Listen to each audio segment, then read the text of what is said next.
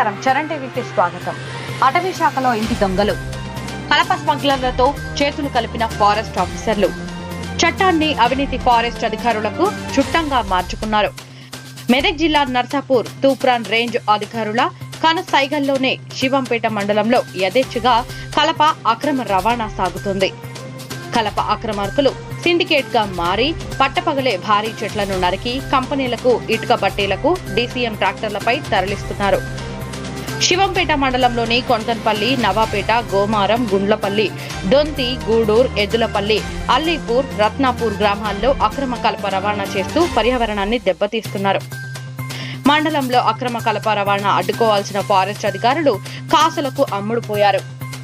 కలపను రాత్రి సమయంలో మండలంలోని ఉసిరికపల్లి బ్రిక్స్ కంపెనీకి, శబాష్పల్లి, బిజిలీపూర్ గ్రామాల కంపెనీలకి కాకుండా హైదరాబాద్ లో తదితర ప్రాంతాలకు తరలిస్తున్నారు. అక్రమ కలప నరికివేటను నియంత్రించి వాల్టా చట్టాన్ని కాపాడవలసిందిగా శివంపేట మండల ప్రజలు కోరుతున్నారు.